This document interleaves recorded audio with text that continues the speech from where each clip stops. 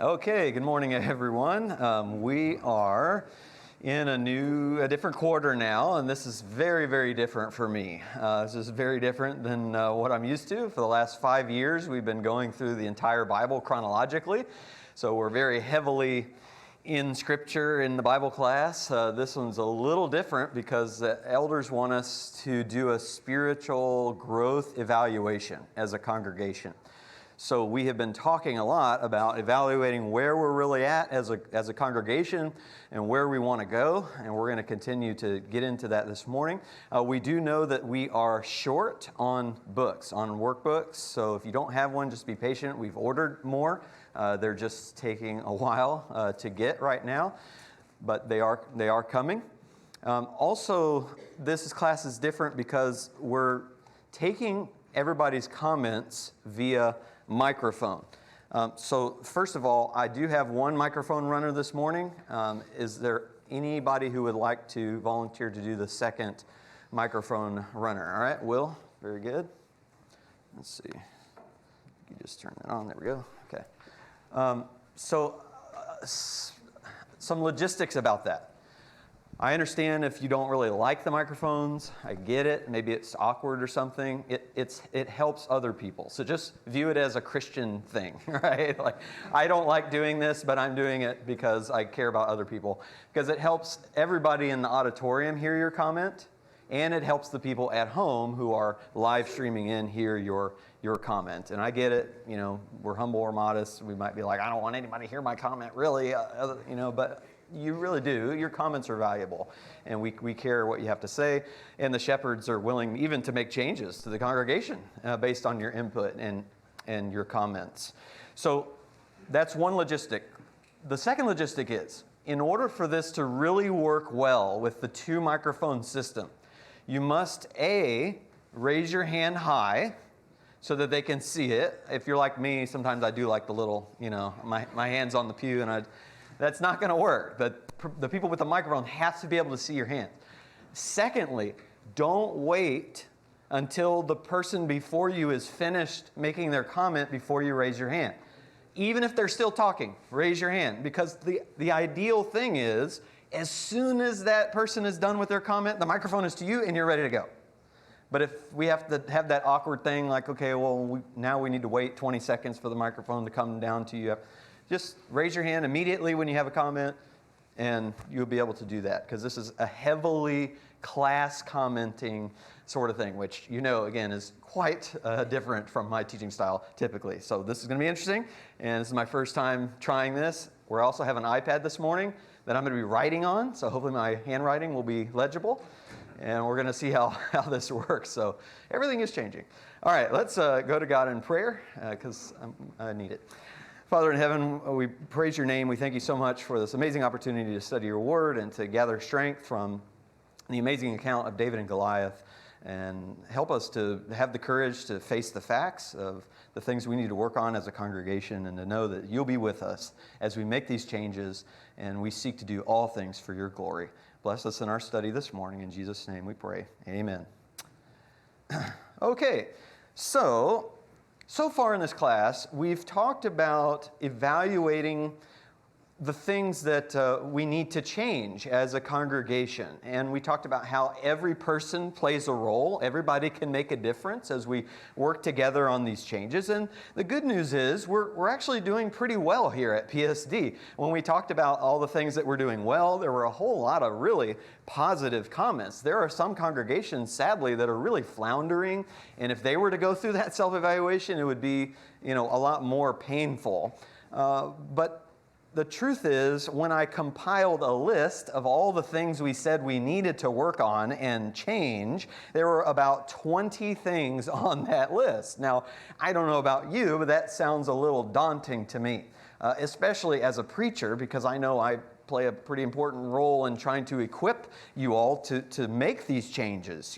If we were to make these 20 changes over the coming years, it'd be an amazing thing. But right now, it feels like there are some obstacles in our way to making these changes. And so what I want to do for the next two classes, this morning and Wednesday, is to talk together candidly and honestly about the obstacles in the way of change.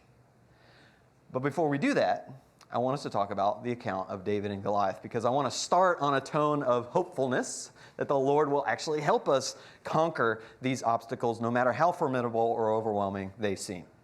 So we'll begin with a discussion of the story in 1 Samuel 17. And the first question comes from question number 1, really page 25 from the workbook. What facts did David have to face when he arrived on the scene, essentially, for the first time? What was the situation? What was going on? Who wants to lead us off? Okay, Debbie? Well, the first thing is that he faced jeering by his brothers. Okay. They were like, "What are you doing here? Why aren't you home taking care of the sheep?" All right, yeah. Really just so he had no mocking. support from his brothers at all, which, it's kind of hard to face obstacles when your own family kind of isn't supporting you. How's that going? Can you guys see that okay? I might need to make it a little bigger. All right, Jay? He was just physically smaller than everyone else, not even including Goliath. Okay, good. So, all right. You guys are answering my third question, I think. What did David have working against him?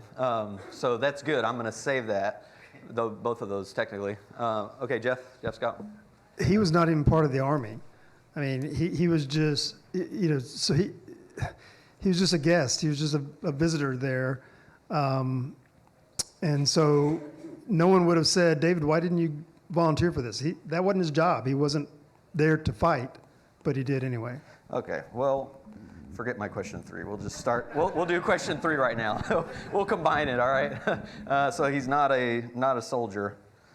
All right, yeah, Terry? So one fact he had to face when he arrived there was the fact that Saul, the king of God's people, was afraid and lacked any faith. And likewise, the men that were under Saul's leadership, they were also afraid and they lacked faith. Great, yeah. Yeah, so everybody's terrified and scared when he gets there, which, that's really hard. I mean, you get somewhere and there's a group of thousands of men potentially, and they're all terrified, and you're supposed to stand up and against that. So yeah, that's a pretty terrifying situation. Just piggybacking on that one, remember that Saul was actually pretty impressive in stature himself. Nothing compared to Goliath, but in relation to the other Israelites, he was described when he was anointed as head and shoulders above the rest. So if the largest, most imposing, most intimidating person in your camp, who also happens to be the king, is terrified of this giant, David's so much smaller than even Saul, much less than Goliath. So yeah. even just comparing to the person who would have been the most reasonable champion, he was tiny. Absolutely, yeah. Goliath is huge. He's bigger than their king, and King Saul's pretty big. Matt? So it's a little bit piggybacking on the king and the men being scared, but I was going to say the status quo. Anything that's entrenched or has been, once you start doing something or not doing something for a long time, it's really hard to change or to stick out. So that status quo is more powerful than we like to admit. Right. Yeah, the status quo, kind of fighting against the cultural tide of fear there. Yeah. Just the fact that, there is somebody in their campsite that he has to fight. That's one of the facts that's there. Like, there's somebody there who is trying to hurt them. Yeah, great. Man, you guys are killing it this morning with the microphone flow. I like it. All right, who's next? Stuart. So what I see was when he arrived at the camp, it's more of everybody was preoccupied with the obstacle of Goliath when they should be looking at themselves as their own inadequacies that were keeping them down from facing Goliath in God's work. Okay, good. Yeah. So no one facing their own inadequacies. If I can fit that. Oh boy, it's like I'm back in school. All right, Carol.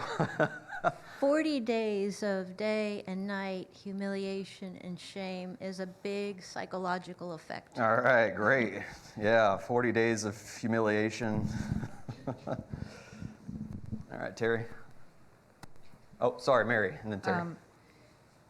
He's been out with his sheep, and he has a very close relationship with God, and he hears him defied and curse, and that would just be enraging. And Yes, so God is being cursed, and yeah, that'd be just infuriating. Let me say this too. If you're watching in online, I meant to say you can text your comments to that phone number. That's my phone that I'll get here and try to multitask with that. Terry? David also had to face the fact that the Philistines also lacked faith.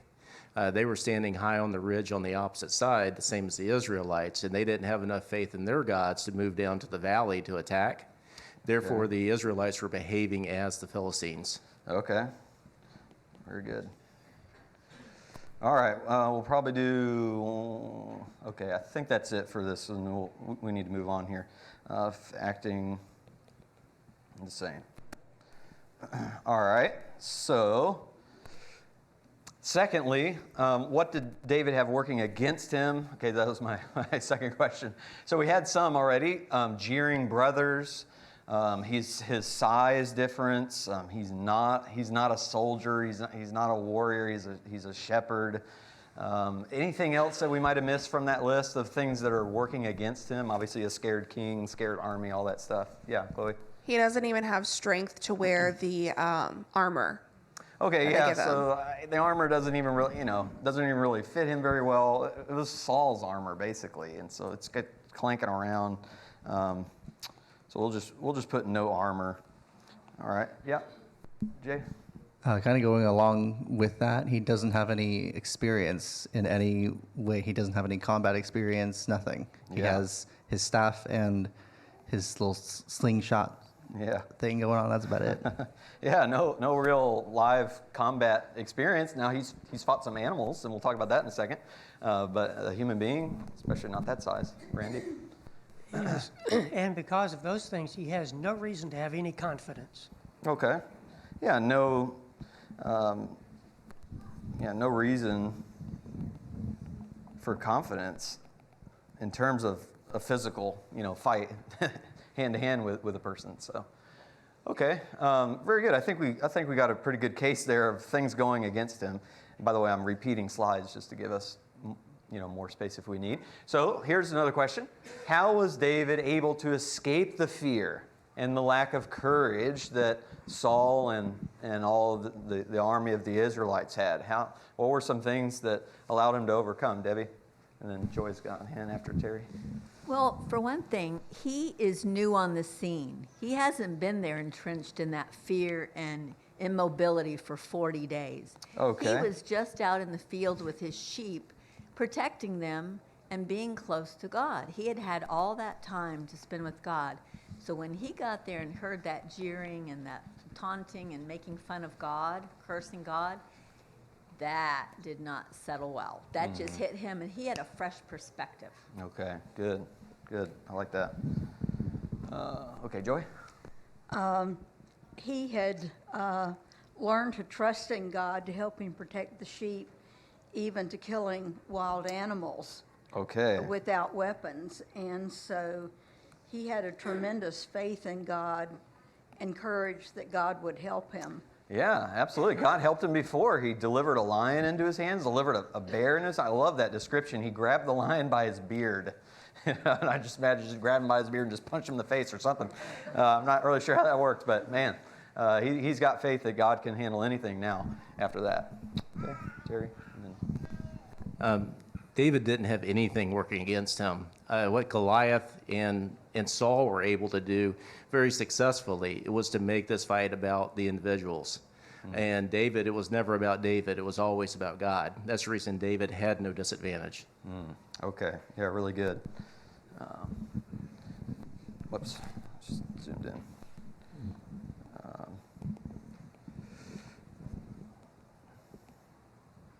Trying to figure out how to summarize that. All right. Let's see. Yes, Will. Yeah, this was mentioned earlier, but the Philistines were also trying to put God and his people to shame. So David was filled with this zeal because God and his purpose and his people were being reproached, being put to shame. Okay, yeah, so zeal for the Lord, really. He's just on fire for God. And when he heard God is being insulted and mocked, yeah, really good. Right here. Yeah, we got to remember that God described David as a man after his own heart. So David wasn't in any kind of comparison mode when he looked at Goliath. He wasn't seeing Goliath. He didn't see him like you and I might see him. He saw him like God saw him, someone blaspheming the living God. So he's a man after his own heart. And the other thing I might want to add is God in our lives isn't ever going to bring us into something he hasn't prepared us for. He's in the preparation. He's in the process of preparation. And so he prepared David with the bear and the lion, and he was a man after his own heart, and that's how he was able to get around the fear and lack of courage the others had. Yeah, definitely. It is so cool how 1 Samuel 16:7 it says God does not look at appearance, right? He looks at the heart. And David looks at Goliath like God looks at people. He said, I don't care what Goliath looks like. I just know he's a pagan in his heart, and he serves false gods, and he's blaspheming the one true God. So it's really cool to see that back-to-back comparison, Matt. I'm going to slightly quibble with your question just a little bit. Nope, no problem. And say, I don't think he probably escaped fear. Okay. I'm sure on a human, physical, visceral level, he was probably terrified. Okay, You know, it's good. been said the courage is not the absence of fear, but he was able to accept it or push through it or whatever. But we can get tricked into thinking we should have no fear. Good. And that's not going to be the case. Good. I like that distinction. Yeah, it doesn't mean, we're not going to be afraid at all. And yeah, as a human being, I think even Jesus was afraid of the cross. That's why he's on his knees crying in the garden the night before, right? But he faced that fear through his faith. John? I was thinking about David would have been aware of stories like when the Israelites first came into Canaan, and they had to deal with giants. Okay, good. And so he would have pulled from that situation and used that as part of his faith. Absolutely. He knew the scripture. He knew history of how God had delivered, the Israelites in the past. So, yeah.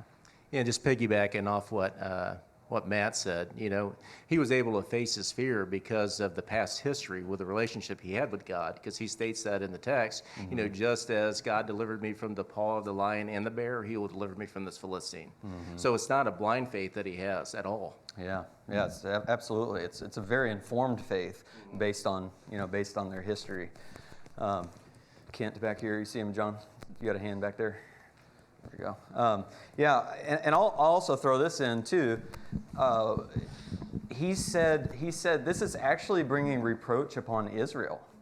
It is bringing reproach on God, but also on the nation. It's making Israel look weak. It's making God look weak.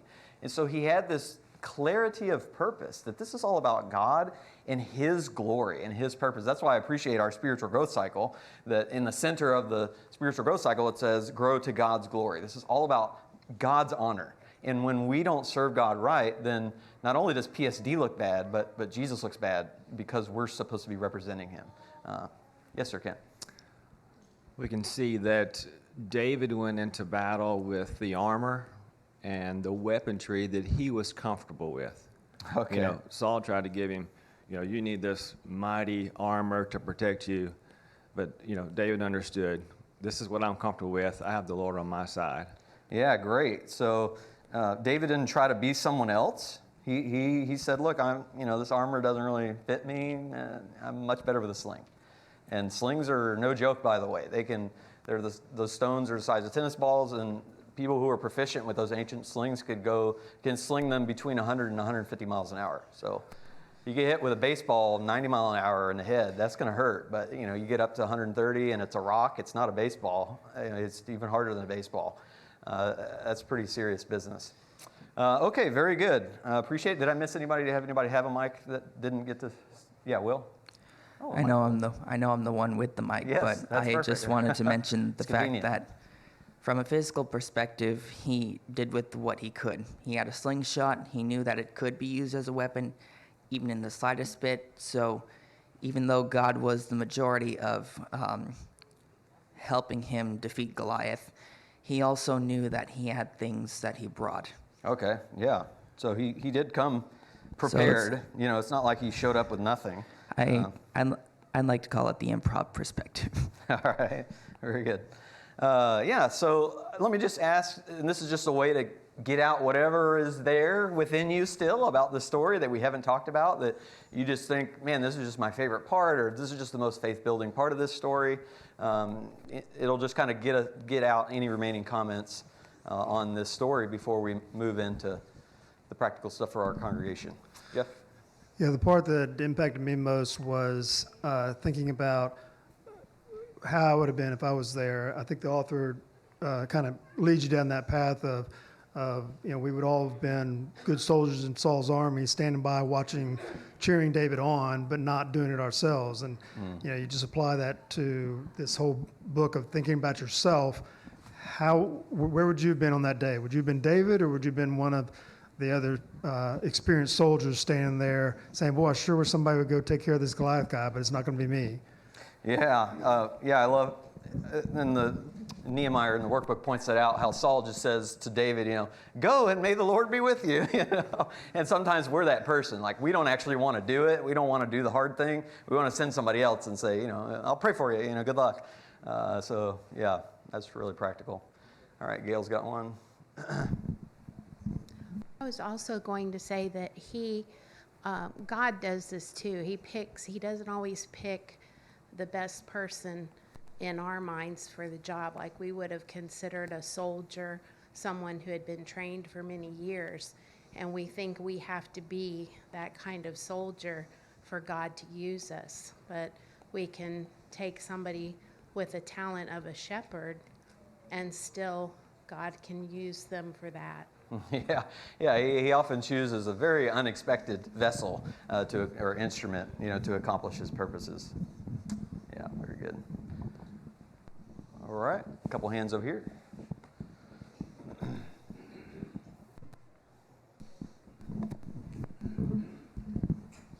So at work, our boss over the school, Christian school, says that God doesn't always call the qualified, he qualifies the called. So I think in this case, David was called to do this, and I hope I'm saying that right, because I've messed it up how he says it before. But that's a good, that's but a good way he to say it. qualifies those who are called. So you might not think of David as the ideal, candidate based on size and such. But I think that also for me is one of the things that's a faith-building part, is just his stature compared to Goliath. I've stood next to a 7'2" man who thankfully was very kind, but being probably about the size of a 12-year-old boy myself, it's a huge difference. And just to see God use him in that way, he can use any of us in whatever way that he chooses. Yeah, that really good. Yeah, I mean, he qualifies the call.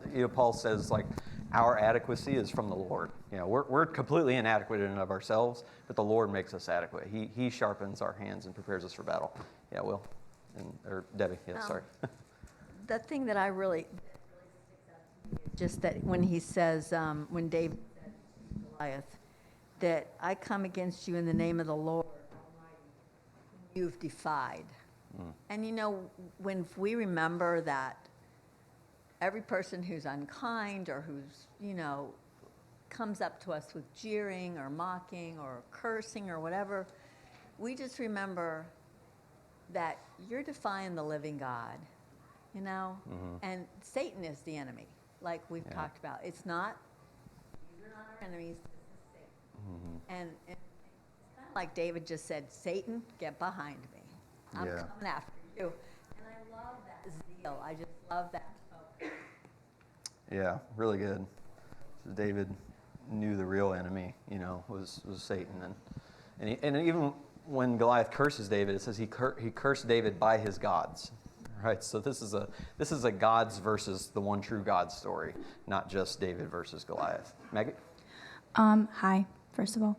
I really like, my favorite part was when Saul calls for him, and then David says, oh, I can do this, like, I've got this, right? And Saul's like, absolutely not, like, you're not qualified for this, definitely not. And then he proceeds to, like, convince him with all of the reasons why he can do it with God's help. So I just really like that part. Yeah, very good. Yeah, he overcomes Saul's doubt in his ability, which again it's easy to read about. That's really hard to do in practice. when somebody doubts your ability. Okay, Larry, and then this will be the last one, and we'll move on. Yeah, so what you got going on here with God's people on one mountain and the pagans on another mountain, and God's people kind of shrinking back and cowering in fear over appearances. What's really going on is that they're giving great wide berth and occasion to the enemies to blaspheme the Lord. Mm-hmm. And so in our faith, we can't act like that when we're in the world and the things that are around us, because it gives people an occasion to blaspheme God. Well, there goes Larry, but he's a Christian, but what about, he doesn't talk about God at work, he doesn't, so it's just, that's something to think about in our own walk, Yeah, really good point. Our actions are so important in this world because people are looking at us as the representations of Christ. And, what's one of the biggest objections you hear for why people aren't Christians? Well, the church is full of hypocrites, right? It's like maybe they got mistreated, at some point in their life. And, maybe some of that is fair in their experience. Maybe they really were mistreated, and it can have, horribly damaging effects. Okay, well, now we're going to talk about changes in the congregation that we've talked about specifically.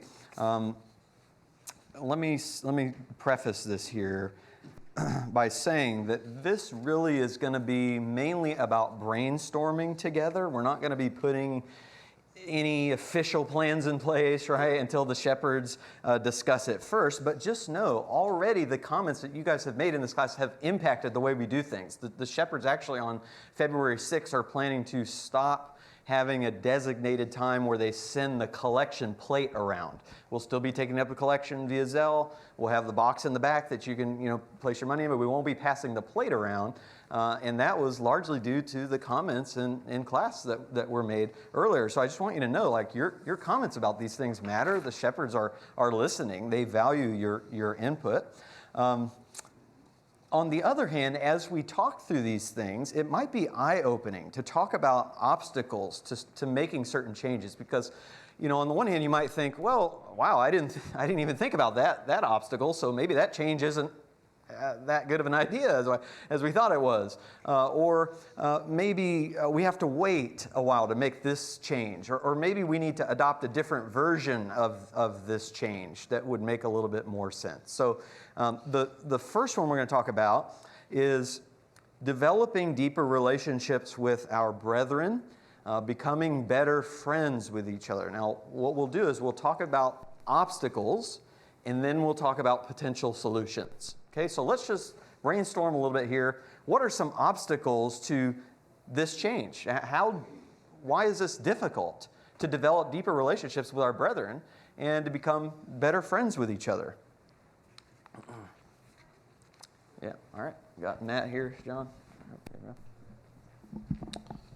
So something that's can be really uncomfortable or hard to acknowledge, I think something I've learned is deep-seated insecurities or unhealed issues in our own lives. We can intellectually go, they're not going to judge us and they're loving and kind, but emotionally it can be terrifying to be vulnerable with other people. And I know for me that is something that's bigger than I used to realize. Okay, yeah, really good. Maybe we're kind of hiding because it's easier to hide if our brethren get to know what's really going on with us. Maybe we're afraid they'll reject us, so they won't want to be our friends. Yeah, Jeff? Too busy. All right. Yeah, really good. Too busy. And I'm finding that one is probably an obstacle to almost all of these changes that we're talking about, is that we do have limited time schedules, and sometimes they're just really full of things. So, all right. Anybody else on potential? Yeah, Ms. Marilyn. I think it's kind of hard to understand the different members' circumstances in their own private lives that might need help or being confined or just understanding each other. Okay, yeah, good. So circumstances are different. You could probably add personality differences, okay? It can be a bit of a challenge sometimes to really understand each other when we come from such different backgrounds and perspectives and all that. So, yeah, Will? Lack of communication Oh, sorry. skills, possibly. I guess that goes in with insecurities and emotional vulnerability. But, sometimes it's hard to know what to say is, hi, how are you? I'm Carol. And what comes after that, if there's that silence, that awkward silence, or that pause. Okay, yeah, so just kind of knowing what to say, awkward pauses, okay? Yeah, just, typical things we deal with, unfortunately. Will?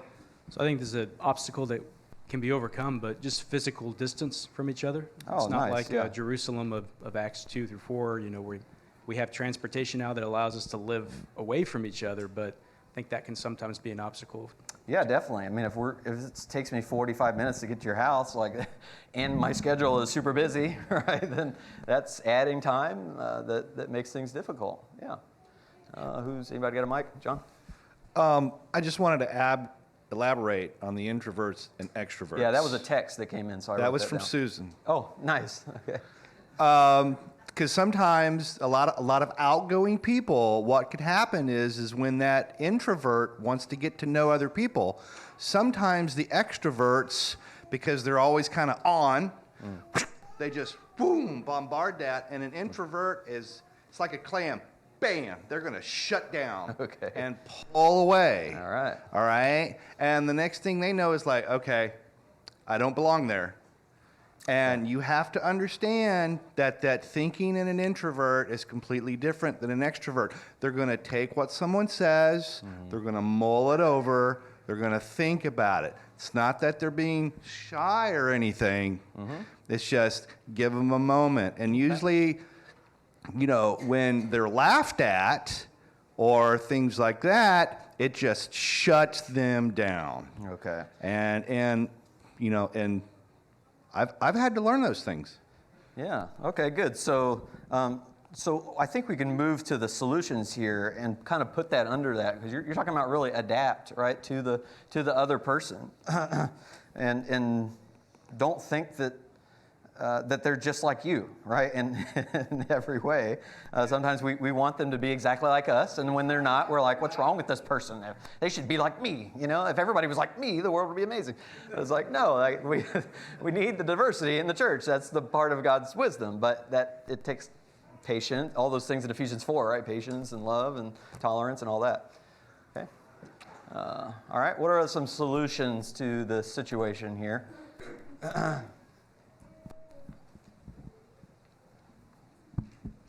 Well, yeah, this goes to the idea of being too busy also with families, just to make fellowship with brethren be part of your child raising experience, so that your children are part of that and they can see. So you're not too busy because you're raising your kids are part of the fellowship. Nice. Yeah, so make it a priority with your kids to be in fellowship with their brethren, spend time with their brethren. Really good. Yeah, Chris? Yeah, this reminds me of a transition I reflect on that I went through when I used to teach. And I think we all have these inhibitions that we're talking about, where you know what you're thinking, you wish someone would understand, you know what you want to say, you see them doing things they shouldn't be doing, but we have inhibitions and an unwillingness to say it.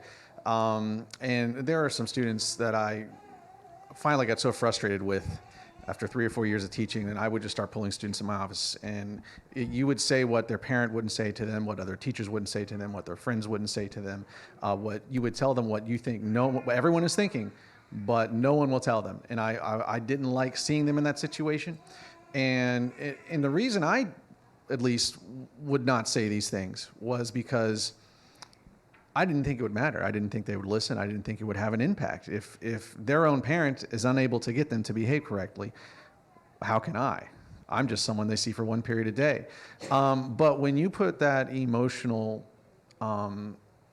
energy into telling someone right from wrong, telling them how you feel, helping them to see the truth. It does matter. And there are a lot of stories that I'm sure are around the congregation where it does matter. And I saw that happen in my students. And I'm thinking of one in particular that went from one who was skipping school all the time and leaving and going to Dunkin' Donuts during class to being one of the best student leaders I ever had. And it's all because I broke that barrier myself and I faced myself on how to deal with that. Okay, all right. I'm not sure. Yeah, not sure you how don't to have to put summarize anything that, but I appreciate it. I got a text that came through that said texts, calls, cards. Right, we can reach out more, to each other that way. All right, Ryan. And I think this kind of goes for all of these probably as well. But being honest with ourselves, when we say that we're too busy, what that really means is we have other priorities, right? We all have the same amount of time, and we do all have a requirement to keep our house in order. We have to work. We have responsibilities within our lives. We need to have our own time with God. But if this is truly something that we want to see change in, then we need to make it a priority and allocate that time to it. Yeah, that's very true. We always make time for the things that are most important. Okay, Randy? And that's not easy for me, but I have found that if you find something you can help somebody with, the relationship will develop naturally. Okay, good. So let's see. Find common ground. I apologize if these aren't the best summaries of what you're saying, but okay, Bonnie. I think one of the things that the elders have done is the house to house. Okay. And I did not go to the first one, but then I started going, and that's how you really get to know on a smaller scale your brethren, their problems, their happiness, and you can celebrate with them or maybe help them or just get to know them better. Very good. And if you change around to the different house to house as they come up, you're pretty soon going to get to meet a lot of the brethren on a more personal level. Yeah, absolutely. And we're going to talk about that in a second. Chloe, and this will be the last one for this one. Persevere. So don't give up at the first sign of... Yeah, don't give up, right? Sometimes we're just very sensitive to rejection and like, well, I called them and they said it wasn't going to work out, so I guess I'll just never invite them again. Can't deal with the rejection. No. Keep trying. Don't be desperate like the typical. Why won't you ever hang out with me? That's probably not going to work. But don't give up. All right, very good. So how about this one? Increasing attendance at H2H groups, because like Bonnie said, these are very, very important. And I'm seeing I'm going to have to work on my pacing for this class, that is for sure. Obstacles to increasing attendance in house-to-house groups. How do we do that? Now, we have had feedback forms, submitted already to the shepherds by the people who go, but there may be people who don't go to these, and the shepherds want to hear from you about what are some obstacles keeping you from going. Yeah, Chloe? Different work schedules. So like I work nights, so it's hard during the week, and then Sundays are just long in general. Okay. So like Saturday ones. All right, very good. Okay, I know from personal experience of people in our group saying it's hard to bring kids. They're distracting, and what do you do with them? And they're running around, and it's hard to keep them quiet and keep them engaged. Okay. All right, Matt's got a hand up here. On the kids thing, my kids are a little older now, so I don't have that problem. And I do think it's valuable for kids to see adults have adult conversations and work through those things. It's really, really important. But it's hard to balance because there's things that, again, this is not a therapy session where we open up all our secrets, but there's some topics that we might not be comfortable talking about in front of kids that we want to talk about with our brethren. So that's a really, I don't have an answer, but that's definitely can be one obstacle. Yeah, so discussion in front of the kids, what do I talk about? How much do I reveal? That's tough. I put vulnerability. Some people just may not want to share their struggles at all with a group. Yeah, Brenda? I think we really have the problem of distance now. I don't think of it because I live pretty close, but we are pretty far flung. A lot of our members live kind of far. Okay. And I know that's a problem in other congregations in larger urban areas. There's barriers with traffic, there's barriers with time. It's just, we have to manage those better. We manage it when we, like got to get to the airport or whatever. So Sure. see that as a priority for togetherness as well. Yeah, really good. Carrie Ann? Sometimes the groups get really large, and so I've been in smaller groups and I've been in larger groups, and I think sometimes when they get, I don't know what the magic number is, but over a certain number, you lose the intimacy and like the real connection that you're able to make with each of the members. Okay, good point. Okay, so let's talk about solutions then. What can we do? You can be hard to change the physical distance thing. You have to move a house. All right. Piggybacking off what Ryan said, we need to make house-to-house attendance a priority in our lives. Okay. Good. Yeah, make it a priority. Yeah, and that was one of the things when we eliminated Sunday evening services. The idea was the shepherds knew we're going to be adding an hour of the house-to-house, during the week. And studies do show that you can't get people to meet 4 times in a week as a church. You can try, it's not going to happen. But you can get them to meet 3 times. And so we still have Wednesday, and then we have our Sunday morning. That's 2 times. Even though it's a long Sunday, the third one is the H2H. So it's very doable. We just have to make it a priority. All right? Who has a mic? Oh, yep. I was going to say, too, as far as the kids problem, I think there's a lot of us that are still hopefully young enough that we could maybe take some of the kids into our home and set them up with, Bible class type of activities or things like that where the parents can be gone for an hour and a half to have their time at a house-to-house. And if we had maybe 3 houses that would take on a few kids, we could cover that. Okay. All right. Yeah, good point. Somebody texted in, this is interesting, but do an H2H group for kids. So you could just bring the kids into a separate room and have one of the adults maybe just have a discussion with them. So that's pretty good. All right. Who's got a mic? Rach. Instead of having set days and times that you work for, sign up for the actual group and then work around that group schedule to have your date and time for those weeks. Because I've looked at the schedule and none of these days work for me and I can't sign up for one. Mm-hmm. And I think that maybe if you find something that's going to work for everyone in the group, that might help with that maybe a little Okay, yeah. So maybe change the day and time potentially. If that can work for other people. If you can let the host know, hey, I'm really struggling with this time. Could we maybe do it a different one, and maybe that can happen. Okay. Anybody else? All right. So we only have a minute left, so we'll probably just hang out on this one for increasing attendance in H2H groups. That was Cindy Van Laningham that talked about the group for kids. So, possibly Dwayne and I, we could add a little section on there for questions for the kids.